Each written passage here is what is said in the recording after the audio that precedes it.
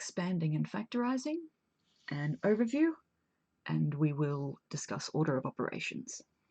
So remember that expanding means to remove brackets by multiplying, and expanding and factorizing are opposites. Factorizing is we put the brackets back in by dividing, and we're dividing by the highest common factor, the HCF. And what this means is if I've got an expanding question and I expand it, then if I factorize it, I'll get back to where I started. So we'll just do some examples to make sure we've got these skills. Expand and simplify where necessary. 3 outside of x plus 2. 3 times x is 3x. 3 times 2 is 6. It's a positive answer, so we write plus 6. We're done. Nothing to simplify. Negative 2 times y is negative 2y. Negative 2 times negative 3 is positive 6, so we write plus 6. Nothing to simplify. 2a times a is 2a squared. 2a times negative 1 is negative 2a. Again, not like terms, we can't simplify. Here's where we get tricked with order of operations because we're tempted to do 3 plus 2 first. But remember, order of operations, BODMAS, says multiplying and brackets first. So, or brackets first, expanding brackets comes in right at the start there of order of operations. We have to expand the brackets first. We keep this 3 plus hanging out on its own there. 2 times x is 2x. 2 times 3 plus 6. Then we look for like terms that we can gather. The 3 and the 6, add 3, add 6, 9 plus 2x, or I could have written 2x plus 9. This is expanding binomials. So we need to multiply everything in the first bracket by everything in the second bracket. The first one's x times x, x squared. X times negative 2 minus 2x. So now I've done x times both things. Now I have to do positive 1 times both things. 1 times x plus 1x or plus x. 1 times negative 2 minus 2. Then we have to remember that we need to gather our like terms. You can use a calculator if you want to check negative 2 plus 1. Or, of course, if you're comfortable, negative 2 plus 1 is negative 1. So I'll have x squared minus 1x, or just minus x, minus 2. This is a perfect square. And it can be very easy to get tripped up on this. It's best to rewrite this. This means, so we've got 2x minus 3 squared. This means 2x minus 3 times 2x minus 3. It's best to rewrite these as two brackets and expand them in the same way. 2x times 2x is 4x squared. 2x times negative 3 minus 6x. Negative 3 times 2x minus 6x.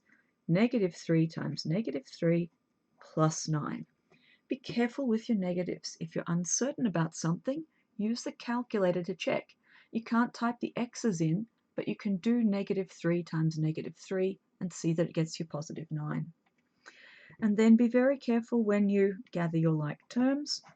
4x squared minus 6x minus another 6x is minus 12x plus 9. So again, be careful with those negatives.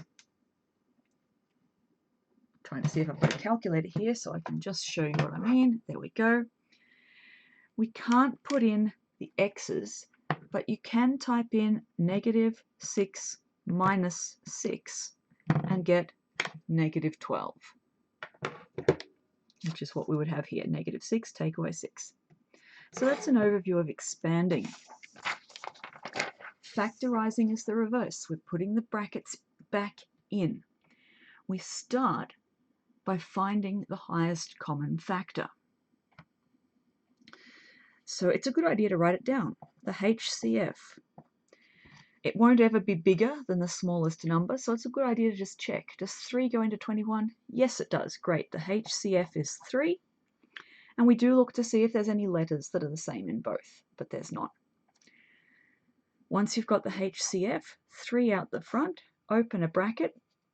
And there's a couple of ways of thinking about what goes here. You can do this first term, 3x divided by the HCF. 3x divided by 3 is x. So that's why I say that we divide when we're factorizing. But you might find it easier to just think 3 times what gives me 21.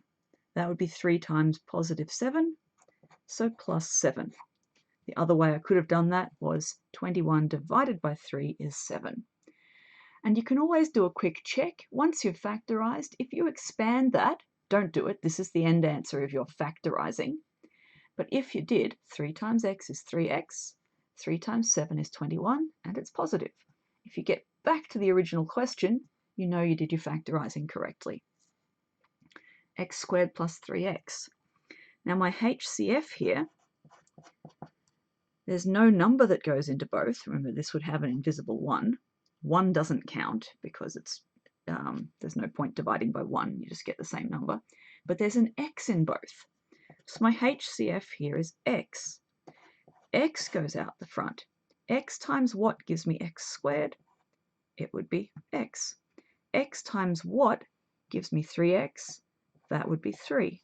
Do a quick check. X times x is x squared. X times 3 is 3x. We're good. This one, HCF. 15 doesn't go into 20. Look for multiples or factors of both. 5 is the obvious one. HCF is 5. But y also goes into both, so the HCF is 5y. 5y out the front. 5y times what gives me 15y squared? That would be 3y. 5y times what gives me negative 20y?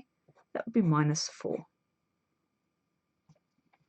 Now some harder examples. So if you haven't been doing extension work, you might not get these, and we can come back to learning them later. If you want to stop at this point, you can, or you can keep listening for this. If my first term is negative, my HCF will be a negative number. Negative 3x is my HCF. That means negative 3x out the front, but there's nothing left. Negative 3x divided by negative 3x is just 1. So this is really tricky because my first term in the brackets is 1. Then, of course, negative 6x squared. What do I need to times negative 3x by? That would be positive 2x. Definitely one where I'd want to expand back to check. Negative 3x times 1 is negative 3x. Negative 3x times positive 2x. Negative times positive is negative. 3 times 2 is 6. X times x is x squared. Good, we're done. This one, the HCF, is this whole bracket. So the HCF is x plus 1. What that means is you put that whole bracket out the front. If you haven't watched this in a video, don't worry, there is one coming up if you've only been doing core so far. X plus 1 out the front, and then just the remaining 2 terms in the second bracket. So it looks scary, it's actually quite easy. We don't need to think about those second 2 terms. They're just the ones that are out on their own. X squared minus 16 looks really tricky. It looks like there's no HCF, but if we were paying attention when we learned about differences of perfect squares, we'd know that we get this when we've had a pair of brackets with x at the front of each one, the square root of 16, so 4 at the back, and 1 was plus and 1 was minus. If that makes no sense, there's a video on it. Core students will be coming up to that a little bit later. Extension students should have done it. And this is factorizing by grouping in pairs. Same thing goes. If you're doing extension, you should recognize it. If it's core, maybe not yet. Feel free to skip it. No common factor, but we can factorize each of these. X squared minus 3x, x outside of x minus 3. Highest common factor of 2 plus 2 outside of x minus 3, and that gets us to something like this. X minus 3 out the front, the remaining factors, x plus 2, there. Don't worry if that didn't make sense, we'll come back to it.